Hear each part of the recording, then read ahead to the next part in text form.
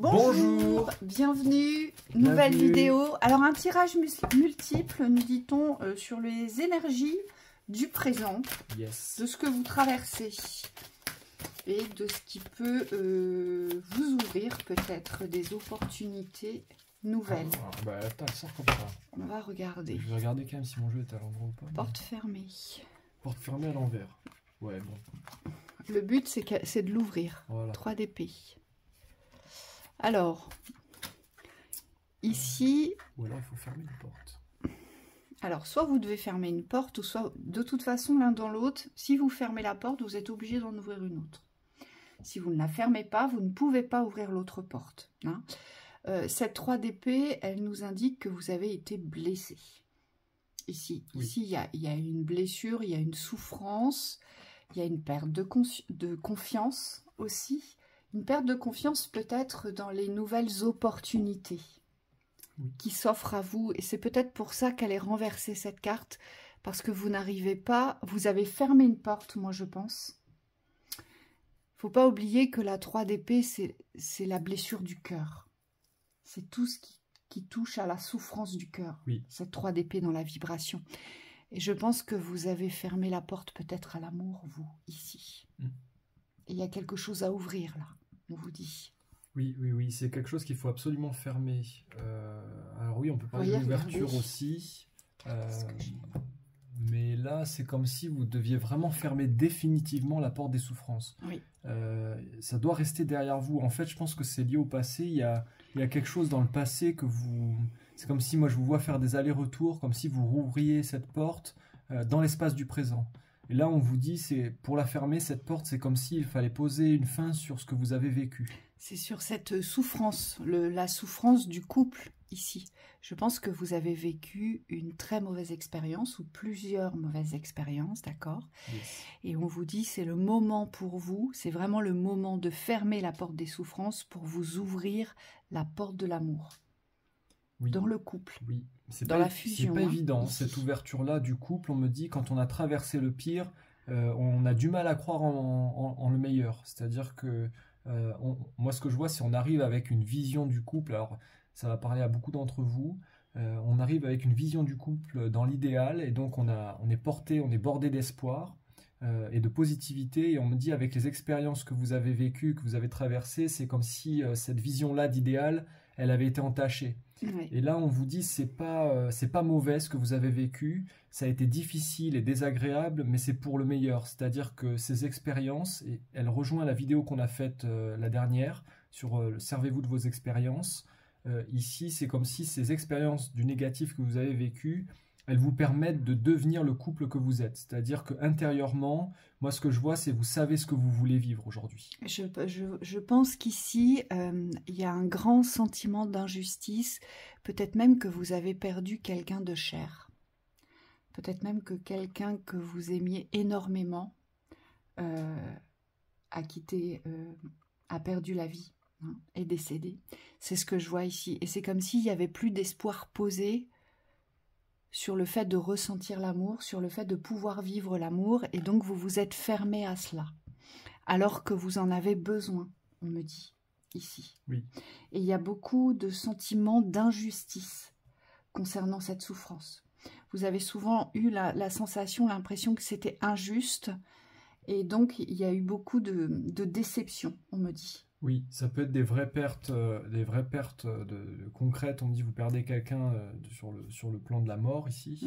Et ça peut être aussi des pertes symboliques, c'est-à-dire que vous perdez, c'est comme si on vous arrachait le cœur, parce que vous perdez aussi, pour certains, on me dit, c'est plus léger que ça, c'est pas au sens littéral, mais c'est comme si vous perdiez une partie de vous-même quand vous perdez la personne. Et on vous dit, ça, moi, ce que je vois, c'est que pour certains, c'est de l'ordre de l'attachement. Et on vous dit ici, il va falloir accepter la perte pour pouvoir reconstruire le meilleur, mais sur des bases, parce que là, ce que les guides me montrent, c'est que les bases n'étaient pas les bonnes. Et donc, on vous dit ici, il y a une fin à accepter pour pouvoir poser les nouvelles bases, mais des bases d'amour ici. Et les guides vous encouragent vivement à vous diriger vers cette fusion de l'amour, hein, dans la relation, dans le couple. Donc ça veut dire que ça fait partie de votre chemin, mais ça veut surtout dire qu'il y a un grand besoin, il y a une grande nécessité ici de retrouver cet espace d'amour pour pouvoir vous construire dans un espace de bonheur ici. Vous avez besoin de ressentir la joie et c'est peut-être quelque chose que vous n'avez pas ressenti depuis très longtemps. Hein? Allez. On montre le respect aussi à retrouver. Ça va être à vous ici de guérir pour pouvoir vous réouvrir. Il y a vraiment quelque chose à ouvrir. L'abondance. Allez, l'abondance. Seconde lecture. La tempérance, l'équilibre. Il y a quelque chose à tempérer sur cette abondance. Alors, ce que j'entends, c'est que tout ne peut pas être rose ou noir, tout ne peut pas être ouvert ou fermé. L'abondance, et c'est une loi universelle, l'abondance, c'est quelque chose qui s'acquiert dans un espace d'équilibre. C'est-à-dire qu'on doit être équilibré pour recevoir cette abondance. Donc, on n'est pas dans les excès de l'abondance et on n'est pas non plus dans la perte de l'abondance. Vous voyez, c'est un équilibre. Et c'est pour ça qu'on a la tempérance ici. Ici, il y a peut-être quelque chose où il y a trop d'empressement, où il y a trop d'impatience, où ça peut être aussi devenu obsessionnel. Hein. Et donc, il y a un équilibre à vous réapproprier concernant l'abondance. Ça ne veut pas dire que vous n'allez pas recevoir l'abondance, hein, c'est pas du tout ça. C'est juste une question d'équilibre ici. Oui, cette carte, elle est quand même sacrée ici. La tempérance, c'est une carte majeure. Moi, elle vibre ici quand je la vois. C'est vraiment l'équilibre parfait. Vous voyez, l'équilibre dynamique parfait. Entre ces deux énergies-là, on me dit c'est pas évident à maîtriser ça. C'est comme si soit on était dans un excès, soit dans l'autre. Vas-y. Miguel me dit, sachez mettre un peu d'eau dans votre vin. C'est ça.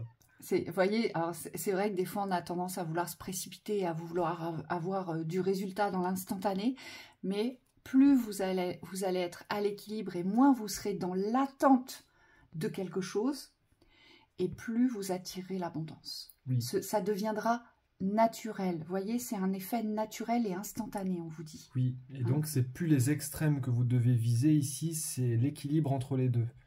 C'est comme s'il fallait que ça circule dans l'énergie.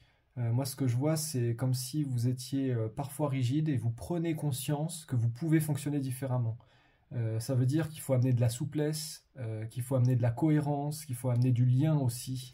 Et pour tous ceux qui sont laxistes, qui sont plus dans la passivité, on vous dit là, il faut eh bien, devenir un peu plus rigoureux avec plus de structure et surtout, on me dit plus de constance dans les mouvements. Oui. Vous voyez? Donc, c'est pour ça qu'on vous parle d'équilibre. Hein, oui, dans les deux polarités. Là, il faut vraiment voir qu'est-ce que vous devez développer. Et vous allez voir que là, ça marchera. Oui. Hein, qu'est-ce qu'on a au deck? La 9 de bâton. Ça veut dire aussi savoir se protéger. Pour recevoir l'abondance, il ne faut pas être dans le sacrifice. Mais il ne faut pas non plus être dans l'avarice, vous voyez? Oui.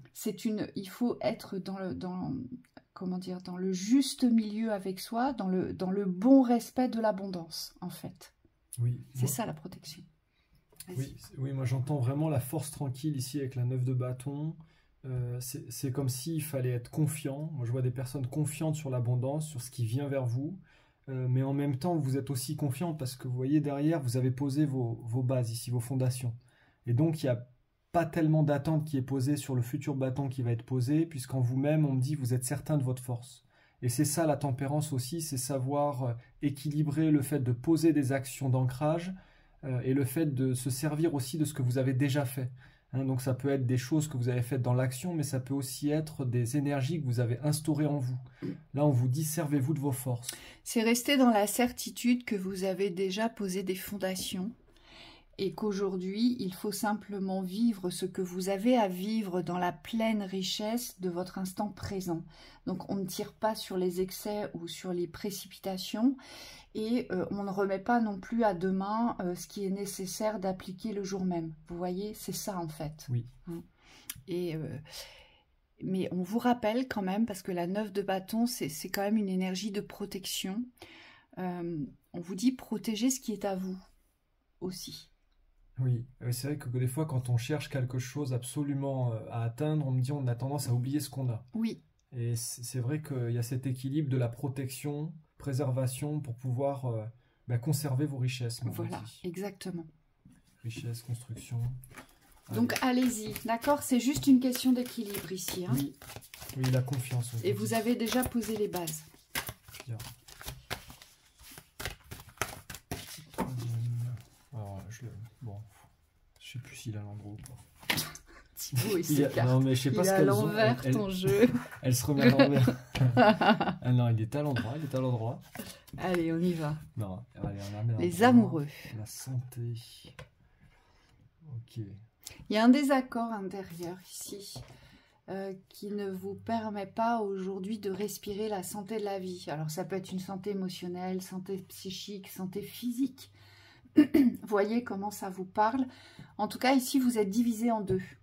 Et c'est pour ça que vous n'arrivez pas à jouir de cette santé de la vie. Hein, parce qu'il y a une dualité, mais moi, ce que je vois, c'est qu'il y a surtout un désaccord intérieur. Oui, et moi, on me dit, servez-vous de ce désaccord. C'est-à-dire que c'est pas quelque chose de mauvais en soi. Ça peut devenir mauvais quand chacun reste campé sur ses positions. Mais ce qu'on nous montre ici, c'est que la différence, qu'elle soit dans votre être intérieur, c'est-à-dire que la dualité soit en vous ou qu'elle soit avec quelqu'un, ici, il y a besoin d'explorer ce désaccord. Pour moi, vous avez beaucoup à apprendre de ce qui aujourd'hui est en désaccord. Vous êtes en désaccord sur la souveraineté que vous portez. La souveraineté, vous savez, c'est ce titre de représentation de toutes vos valeurs, de tout ce que vous maîtrisez et de tout ce que vous appliquez. Et c'est comme si vous n'étiez pas vous n'arriviez pas à vous reconnaître dans cette souveraineté aujourd'hui. De pouvoir vous réaliser dans ce rêve de maîtrise, en fait, et de richesse, on nous dit ici. Vous êtes en désaccord là-dessus, et donc ça entache votre santé. Oui, ici. Oui, c'est parce qu'il y a une partie de vous qui est en dualité, c'est-à-dire qu'elle doute de ce que vous savez être une vérité. Alors ça, c'est assez compliqué parce que c'est complexe, on me dit ça fait partie de l'être. L'être a beau être en accord avec un changement ou une situation de vie qu'il veut atteindre ici, c'est pas forcément qu'il l'accepte. Et je pense que ici vous avez peur d'accepter ce qu'il y a de plus positif. Moi, ce que je vois, c'est que vous êtes, pour certains, vous êtes en désaccord avec vos compétences, donc vous ne reconnaissez pas vos compétences, votre talent, votre génie. Il y a un fort désaccord là-dessus, et donc ça vous porte préjudice sur la santé. Et pour d'autres, vous ne vous reconnaissez pas sur l'aspect de l'amour, c'est-à-dire que vous ne pensez pas que vous pouvez être aimé pour qui vous êtes et ce que vous êtes dans la valeur de cette représentation-là. Vous voyez ? Il y a une grosse dualité comme ça. Non, je ne suis pas séduisant. Non, je ne suis pas aimable. Non, je ne suis pas assez riche. Vous voyez ? Il y a toujours quelque chose qui ne va pas. Et donc, c'est ce qui vient poser justement un malaise sur la santé de la vie, ici. Oui, et ça vient de vous. Hein. Oui. On le voit avec la croix de la santé. Ici, ça part tout part de vous. Et là, on vous dit, allez voir votre dualité. Allez voir ce que vous rejetez de plus... C'est sûrement ce que vous rejetez de plus beau chez vous, qui normalement devrait éclater, qui devrait rayonner. On me dit, c'est ça, ce désaccord, c'est ça, cette dualité. Vous n'êtes pas sûr de vous. Oui. Et on voit bien ici avec la carte de l'envoûtement, c'est comme si c'était un schéma un peu autodestructeur ici. C'est-à-dire que dès que vous le croyez, ce schéma-là, ce schéma du manque, on me dit ça se manifeste dans vos énergies. Et on vous dit, allez à la source ici, il y a quelque chose de l'ordre des croyances qui n'est pas encore réglé. C'est comme si vous auto-persuadiez ici que vous n'avez pas le droit au meilleur. Ça, c'est incroyable, par contre. Vous voyez ? Il y a un schéma comme ça d'auto-sabotage. Oui. Non, mais moi, j'ai pas le droit au meilleur, j'ai pas le droit à une belle rencontre, j'ai pas le droit à une vie sympa, j'ai pas le droit à l'abondance, j'ai pas le droit d'avoir des amis. Et ça, pardon, je pensais à quelque chose. Ça peut passer par le fait que vous pensez que les circonstances ne sont pas les bonnes. On me dit ça peut être une façon indirecte aussi de vous auto-saboter, c'est-à-dire soit c'est pas la bonne date, soit c'est pas le bon moment, soit il y a quelque chose dans les énergies qui bloque. Vous savez pas quoi, mais ça bloque. On vous dit parfois c'est une vérité, parfois il y a vraiment quelque chose qui bloque, et parfois on me dit c'est simplement une idée que vous avez. Et cette idée-là, c'est ça qui doit être déconstruit parfois. Moi, je vous inviterais quand même à aller voir dans vos croyances, parce qu'on me montre, il y a des... C'est comme s'il y avait... C'est emmêlé. Moi, je vois quand même pas mal de rejet ici, hein. De rejet et d'humiliation. Hein. Il faut aller voir du côté de ces deux blessures, hein, chez vous, ici. Oui. C'est dommage parce que vous avez de quoi vous réaliser ici avec la 9 de denier. Si vraiment vous prenez conscience que vous avez de la valeur et qu'il ne faut plus vous rejeter, vous ne porteriez plus cette dualité intérieure. Oui. Ici, on vous dit d'aller au bout. Au bout de vos schémas, de les comprendre, de poser les bonnes questions peut-être pour pouvoir trouver les solutions et sortir de ce tunnel. Oui, et faites-vous aider si vous n'y arrivez pas seul. Parce que ça, vraiment, ça peut se résoudre facilement. Oui. Allez, un dernier. Dernier. La ville. Construction. Ah, palais d'épée. Oui. Alors là, il va. Là, ça construit. Ah ouais, bien joué. Ici, on vous dit, alors, soit, moi j'ai deux lectures. Soit vous voulez construire quelque chose de grand, dans l'expression de votre vérité, par la force, la lumière, mais vraiment dans l'expression de votre vérité, parce que les épées, c'est ça. Il faut se battre, il faut combattre pour obtenir, pour créer ce que l'on veut. On se défend avec les épées et on va au combat. D'accord? Donc là, c'est quand même le palais d'épée. Donc on arrive vraiment au summum de la construction. Donc soit vous avez prévu de construire quelque chose de grandiose, mais seulement là où vous êtes, l'activité n'est pas là. Et donc, vous êtes complètement dans l'illusion de vos projets de construction, ici. Oui. Et on vous dit attention, parce que regardez ce que j'ai au deck, j'ai la 5 d'épée. Donc là, j'ai énormément de contrôle de l'ego et du mental. Oui. Et moi, j'ai une lecture qui va un peu dans le même sens. Je vois des personnes qui veulent absolument construire. Et on me dit en soi, c'est très très bien. Mais par contre, de l'autre côté, vous pensez que c'est une illusion. Alors là, je m'adresse qu'à certains. Voilà, c'est ma lecture inversée. C'est ça que j'allais dire. C'est bien, bravo. C'est pour ça que je la gardais. Là. Mais en fait, je vois des personnes comme si vous aviez cette force de construction. Vous avez hyper envie de construire. Vous êtes volontaire, on me dit. Alors, vous n'êtes pas forcément à l'aise avec les plans de la matière. Mais par contre, c'est comme si vous aviez décidé de passer à cette étape de construction. Et de l'autre côté, je vois, c'est comme une croyance ici qui vous retient, je vous entends dire ça sert à rien. Et alors là, les guides me disent c'est dramatique, quoi. C'est comme si vous aviez posé le fait que ça ne sert à rien de construire. Et pourtant, c'est tout ce dont vous avez besoin ici. Et c'est ce que vous savez faire, surtout. Moi, on me dit c'est ce que vous savez faire. Et c'est votre destinée, c'est votre voie. Donc, on vous dit reprenez espoir, regonflez-vous d'espoir, faites taire le mental. D'accord? Et construisez ce que vous avez à construire. Et pour les autres, on vous dit attention, il faut couper le contrôle de l'illusion, parce que vous restez dans le contrôle de l'illusion, vous essayez de vous auto-persuader que ce que vous voulez construire, vous pouvez le construire là où vous êtes, mais on vous dit attention, pour construire cela, pour les autres, il faut de l'activité. Donc là, il faut vraiment sortir des illusions, ici. Oui. J'avais autre chose mais je l'ai perdu, mais c'est pas grave. Ouais, on me dit qu'il faut vous faire confiance dans les constructions ici. Oui. C'est bien d'avoir envie de construire, on me dit. Après, il faut le mettre en pratique. Ouais. Il ne faut pas se laisser déborder par vos schémas de pensée limitatifs ici, ou vos schémas de pensée d'illusion. Il faut faire attention. Donc, il y en a pour certains, vous vous limitez, et pour d'autres, vous êtes trop dans les illusions.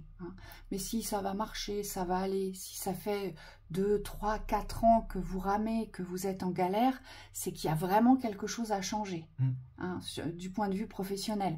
Et là, on vous dit, le but, c'est d'aller vers l'activité. Et pour certains, on vous dit, n'attendez pas de rencontrer quelqu'un pour construire. Et ici, vous avez vraiment les capacités de construire seul. On vous dit, si la rencontre arrive, c'est qu'elle arrive sur votre chemin. Mais on vous dit, ça ne doit pas être vous voyez, ça doit pas être la condition pour pouvoir commencer. Et on vous dit, c'est quand vous allez vous lancer dans la construction que peut-être vous ferez une rencontre. Oui.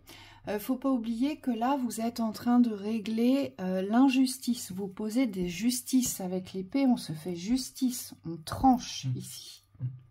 Et on vous dit, ne vous comparez pas. Voilà, j'ai retrouvé. Ne vous comparez pas dans les constructions. Ici, c'est vraiment prendre conscience que vous avez votre propre manière de construire. Vous avez une vision aussi de la construction. Et ici, il ne faudrait pas se perdre dans ce qu'est l'autre ou dans ce qu'est le monde. Ici, on vous demande de construire, mais par rapport à vous. Oui. C'est super important, ça, pour votre confiance. Et allez-y parce qu'il y a vraiment un beau palais à construire ici. Hein. Oui, croyez en vous. Dans les 2 lectures, j'insiste, dans les 2 lectures, il y a vraiment quelque chose de grandiose à construire. Oui. Donc allez-y. Elles se rejoignent. Voilà. On vous souhaite une très belle fin de journée. On vous retrouve bientôt. Belle soirée.